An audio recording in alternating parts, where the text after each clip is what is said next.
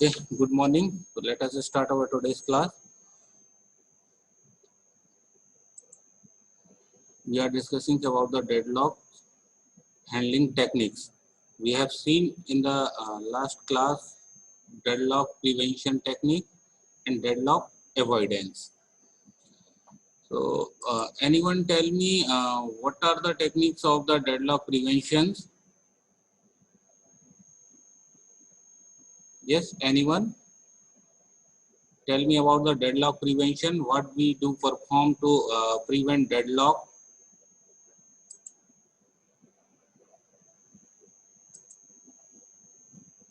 Sir, mutual exclusion और non prevention hold and wait और circular wait इन situation को ट्रू नहीं होने देना है, तो अपन प्रिवेंट कर सकते हैं डेडलॉक होने से। डेफिनेटली जो हमारी चार कंडीशंस हैं डेडलॉक कैरेक्टरिस्टिक्स जो हैं उनको हमें ट्रू नहीं होने देना है किसी भी एक को। अगर कोई भी एक ट्रू हो रहा है तो ये लीड करेगा डेडलॉक के लिए। तो हमारा जो फोकस होता है पूरा वो फोकस किस पे होता है कि चारों में से कोई भी एक कंडीशन हमारी ब्रेक हो, और जैसे ही हमारी कंडीशन ब्रेक होगी डेडलॉक भी हमारा धीरे धीरे रिजॉल्व होने लगता है। Now come to the deadlock avoidance. Just minute. Deadlock prevention, deadlock avoidance. For the deadlock avoidance, we have seen some mechanism to avoid the deadlock. तो डेडलॉक को अवॉइड करना है तो हमारे पास क्या मैकेनिज्म है? हमारे पास दो एल्गोरिथम्स है। कौन कौन सी दो एल्गोरिथम्स है कल मैंने डिस्कस की थी? बैंकर एल्गोरिथम कुछ था और एक था याद नहीं आ रहा अब दूसरा। Banker and the resource allocation graph. Two techniques to avoid the deadlock, and one more thing we have studied in yesterday class: safe state and unsafe state. This is the basic fact of safe, unsafe and deadlock state. Deadlock state, that means we can say definitely we are in unsafe state, but if we are in unsafe state then it may lead or it may cause us to the deadlock state. But if we are in safe state then we can say we cannot go for the deadlock. Avoidance algorithms, resource allocation graph, and use the banker algorithm. Resource allocation graph. In resource allocation graph we see how we can allotting resource to a process. किसी process को resource से किस तरीके से हम allot कर रहे हैं रिसोर्स एलोकेशन ग्राफ में हम यही चेक करते हैं। And if we found circular path in resource allocation graph then we can avoid that process which is forming circular path. तो अगर हम ऐसा कर लेते हैं तो we can avoid the deadlock. Now come to the banker's algorithms. Banker's algorithms में हमने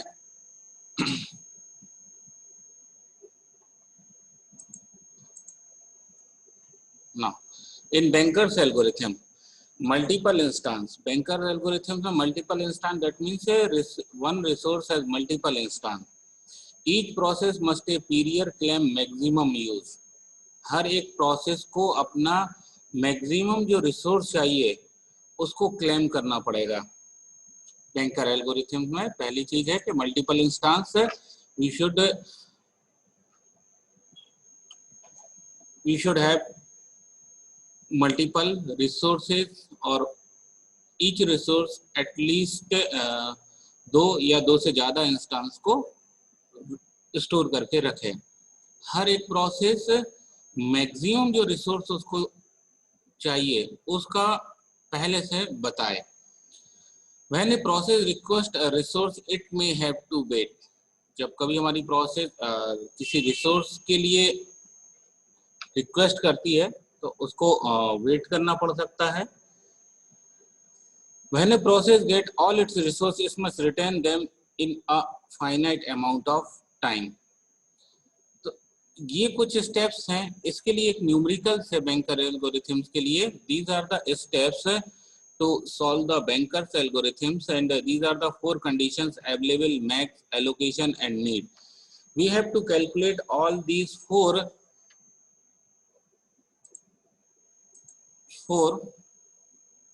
things to avoid the deadlock. Let's n is equal to number of process and m is equal to number of resource type.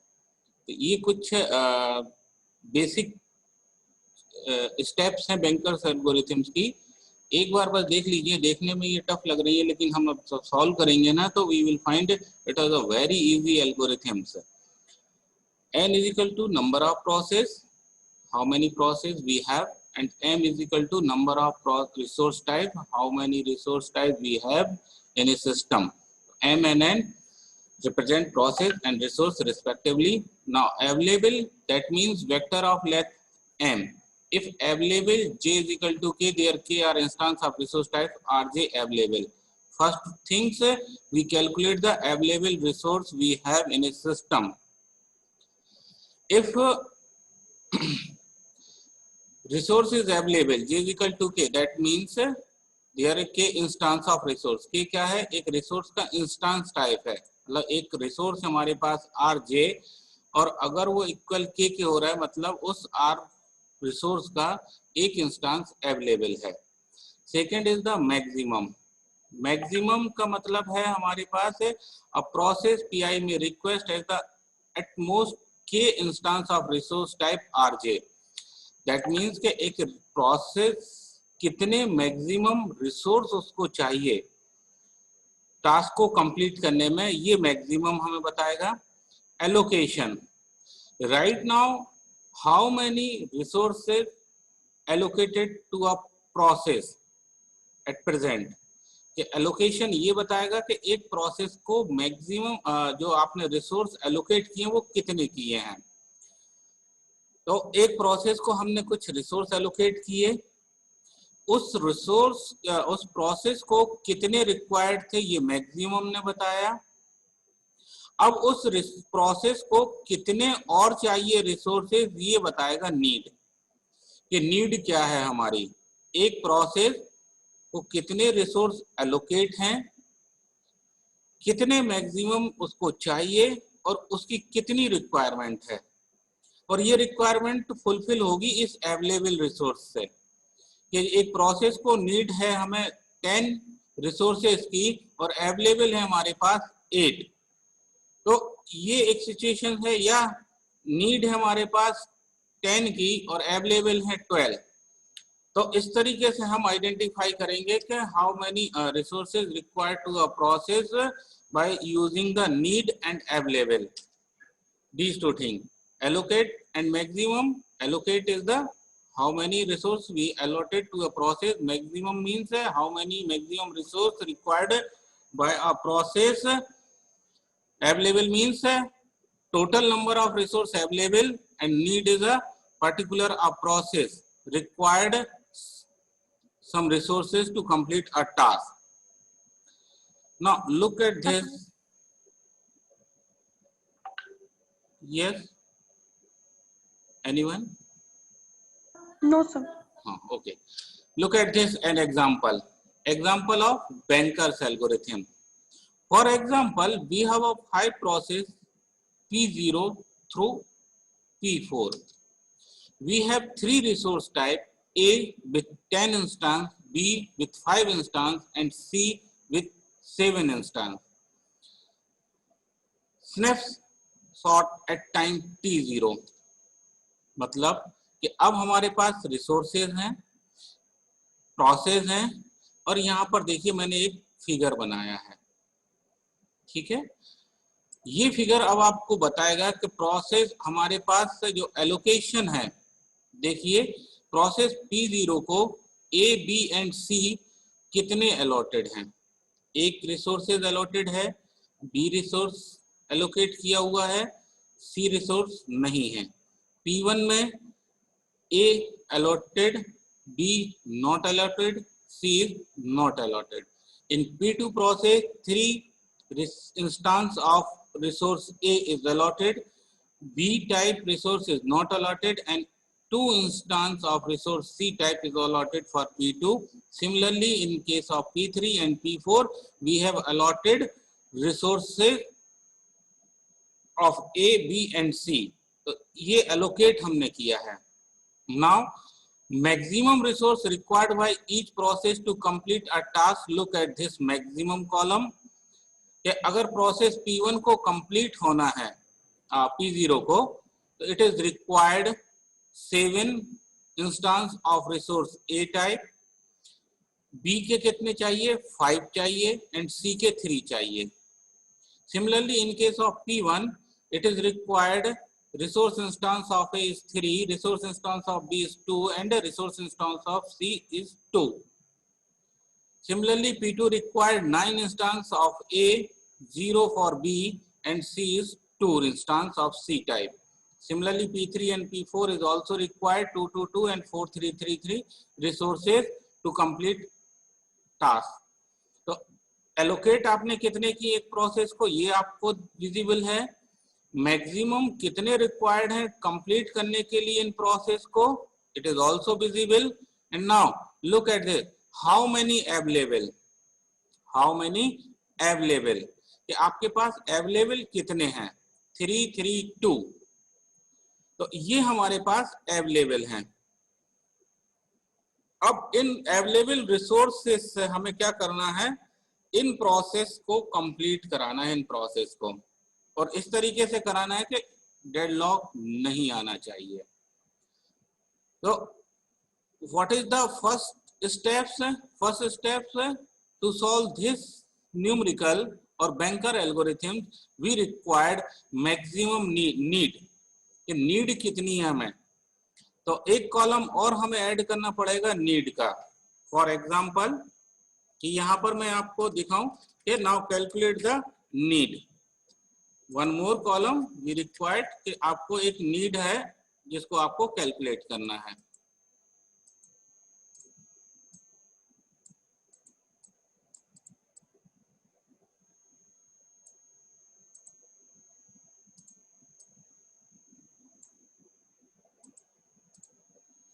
ना need, तो need अब हमें निकालना है. तो किस तरीके से, how we will calculate the need A, B and C. Look at this. P0 को कितनी रिक्वायर्ड है नीड. नाउ हम नीड कैसे निकालेंगे, नीड निकलेगा नीड माइनस ये जो एलोकेशन है हमारा उसको हम देखेंगे और मैक्सिमम में से सब्ट्रैक्ट करेंगे. Maximum minus allocation will show the lead. This is the available.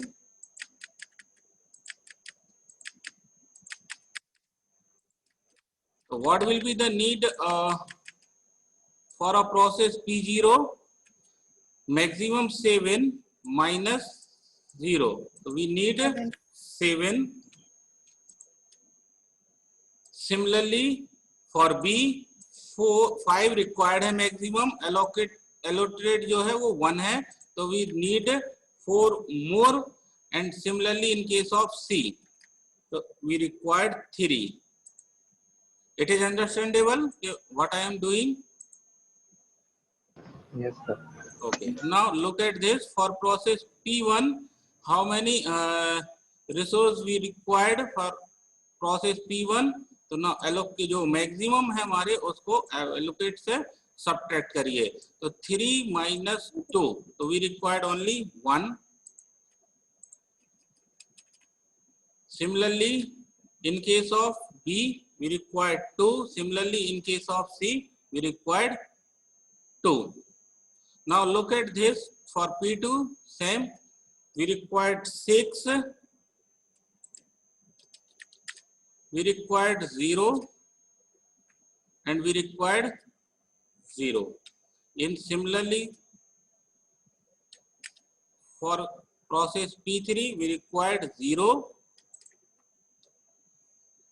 Process B जो इंस्टेंस है required 1 and C instance is required 1.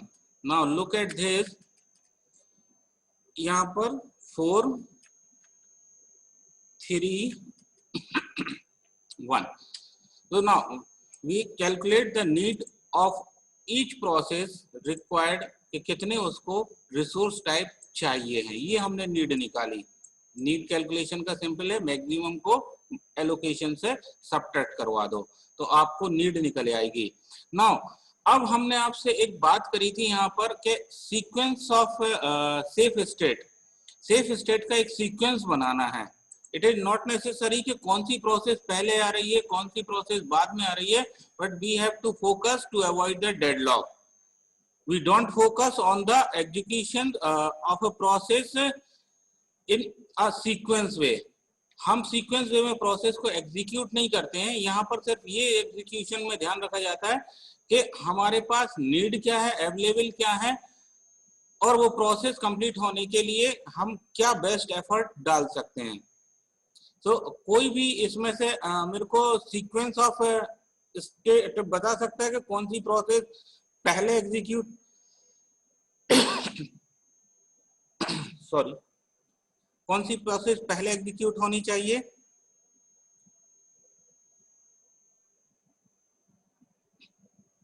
Now look at this available. आप अवेलेबल को देखिए, यहां से नीड को देखिए और यहां से प्रोसेस को देखिए कि किस प्रोसेस को हम पहले कंप्लीट करें।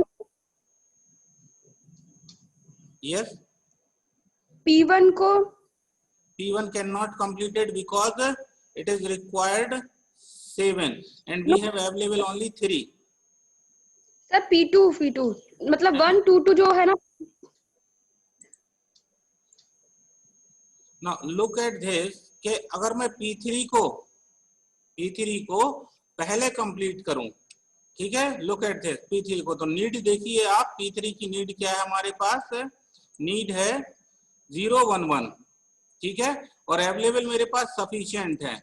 और जैसे ही अगर मैं P3 को पहले एग्जीक्यूट करता हूं फॉर एग्जांपल, तो P3 अपना टास्क कंप्लीट करेगी और जो एलोकेटेड है ये भी फ्री हो जाएंगे। जब ये एलोकेशन फ्री होगा तो it will add in the available. मैंने क्या बोला? तो P1 भी तो सफिशिएंट है, मतलब बिल्कुल बिल्कुल, हमने सिर्फ एक तरीका बताया आपको, ये आपको फाइंड आउट करना है कि अगर मैं P1 के साथ जा रहा हूं पहले एग्जीक्यूशन, तो क्या मैं फुलफिल कर पा रहा हूं according to need? Yes, we required 1 2 2 and we have 3 3 2। तो अगर मैं ये 1 2 2 इसको P1 को देता हूं तो P1 अपना टास्क कंप्लीट कर लेगी। तो मैंने P1 को एलोकेट किए और जैसे ही P1 को एलोकेट हुए ये 1 2 2, चेक करो अवेलेबल से, अवेलेबल में हमारे पास जो नीड है वो फुलफिल हो रही है कि नहीं हो रही है? यस, हो रही है हमारी नीड कि ए टाइप हमारे पास 3 अवेलेबल है और रिक्वायर्ड है 1, B type available is 3 and we required 2, C type available is 2 and we required 2। तो we can allow this, we can allot, जो अवेलेबल है उनको हम अलॉट कर सकते हैं।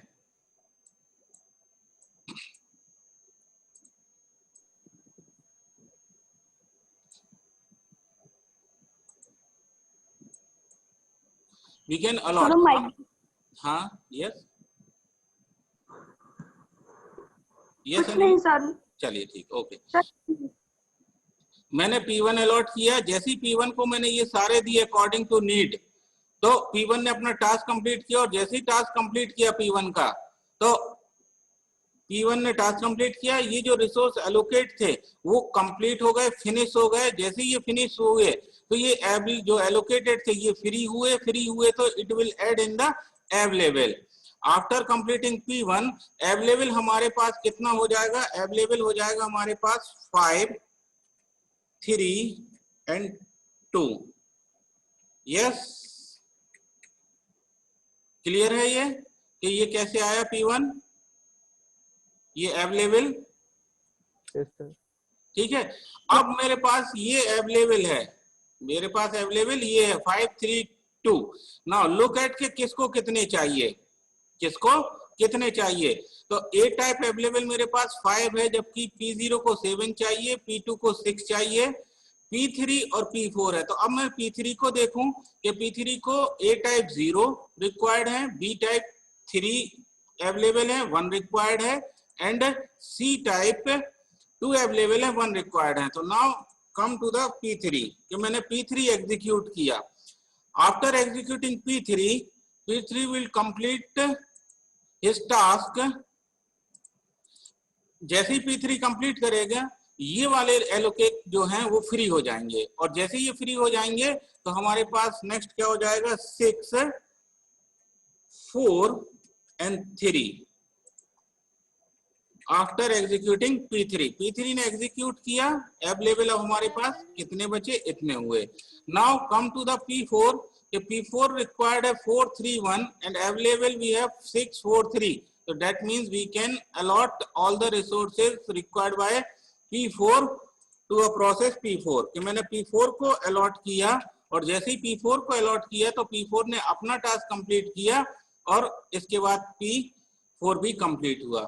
और P4 कंप्लीट हुआ तो जो रिसोर्स एलोकेशन है वो क्या हो जाएगा मेरे पास, 6, 4 and 5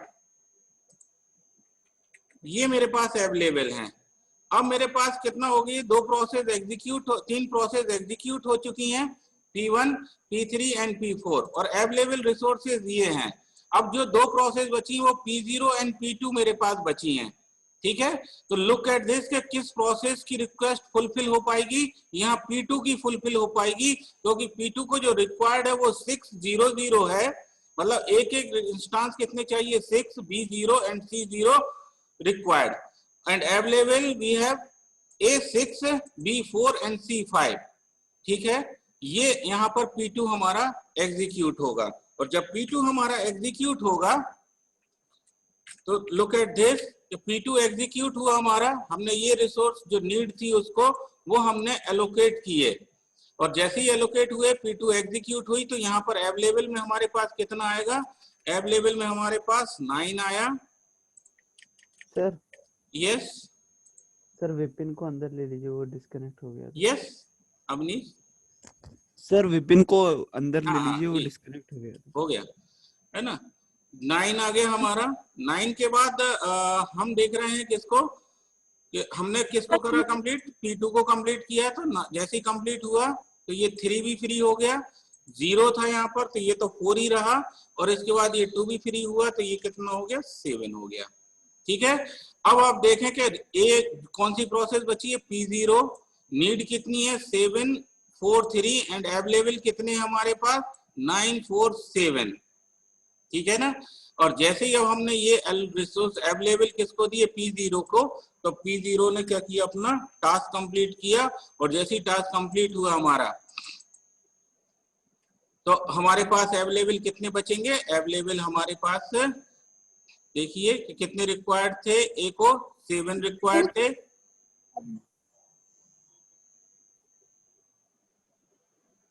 ए को हमारे पास 7 रिक्वायर्ड थे, 9 अवेलेबल थे, हमने पूरे दे दिए। तो यहाँ पर ए को क्या था, कुछ था नहीं था, तो ये तो हमारा पूरा 9 ही रहा।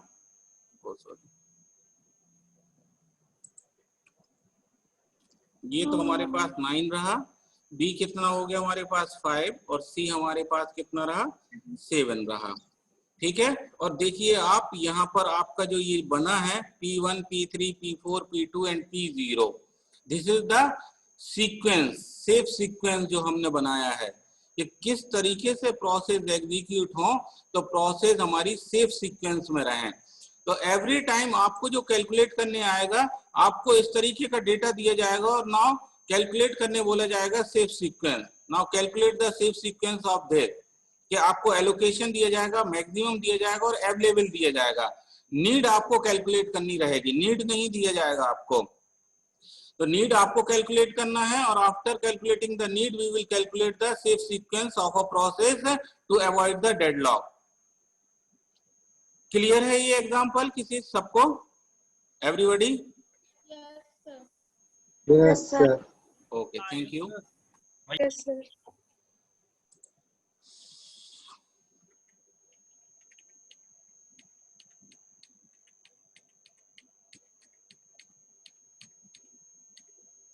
Now, जो मैंने आपको बताया था, content of the matrix need is defined to be maximum minus allocation. वो है। और उसके बाद हमने सिर्फ सीक्वेंस निकाला था कि P1, P3, P4, P2 and P0। This is the satisfy the criteria, sequence satisfy safe criteria. तो आपको ये निकालना रहता है हमेशा। Now calculate the check the request available जो आपके पास है, दैट इज 102 3D ट्रू। अगर एग्जांपल P1 रिक्वेस्टिंग 1002, ठीक है, रिक्वेस्ट को अवेलेबल से चेक करो, अगर है तो हम उसको प्रोसेस एलोकेट करेंगे, और अगर नहीं है इस तरीके की request is less than, request हमारी छोटी है, अवेलेबल हमारे पास ज्यादा है, अगर ये कंडीशन रॉन्ग हो जाती है तो हम उस प्रोसेस को एग्जीक्यूशन में नहीं लाएंगे कि request is demanding the more resources and available, जबकि हमारे पास लेस हैं। तो हमेशा request should be less than और इक्वल टू अवेलेबल। अगर ये है तो we will allow the process for the execution, otherwise we will wait for the resources. So look at this. This is an example. Now calculate executing safety algorithm. Show the sequence P1, P3, P4, P0, P2. It is right or wrong. Satisfy the criteria requirement. अब जो मैंने आपको दिया है कि P1, P3, P4, P0 and P2, क्या ये safe sequence है? जस्ट कैलकुलेट करिए आप लोग और मेरे को बताइए कि it is right or wrong.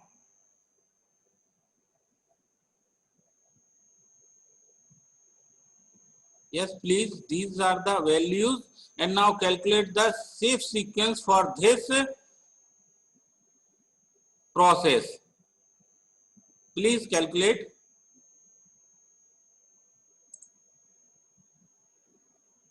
And tell me what will be the sequence.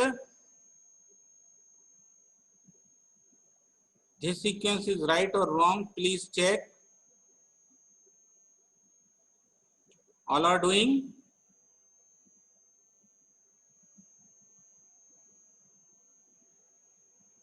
Yes. Check कर रहे हैं आप लोग? Yes, sir. Okay.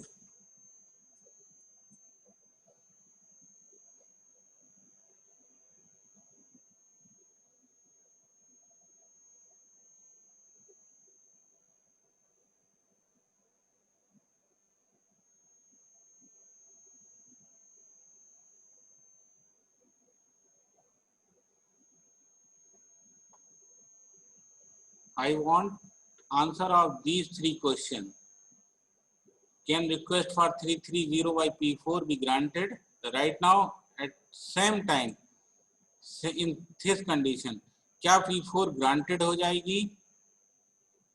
अगर रिक्वेस्ट करे वो 330 की by P4 be granted right now वाली पोजीशन में, can request for 020 by P4 it be granted by the system right now? Same in same situation, ये जो अवेलेबल है इसी अवेलेबल में अगर P4 ने बोला कि मेरे को जो रिक्वायर्ड है 020, तो क्या ग्रांटेड हो जाएंगे? यस और नो? यस सर हो जाएंगे। हाँ हो जाएंगे, है ना, क्योंकि 020 एंड वी हैव 2 3 और 0 है ना, तो P0 ग्रांटेड है, P4 is granted or not? No no sir no. नहीं and now calculate this sequence, it is right or wrong?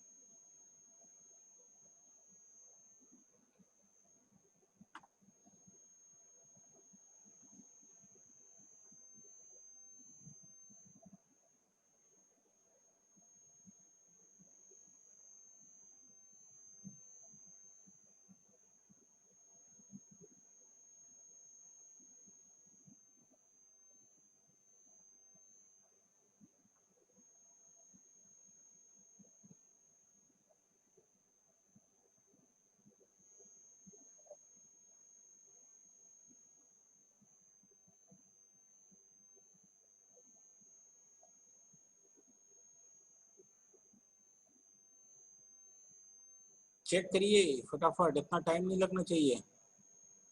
Sir सही है सीक्वेंस। सही सर है, सही है।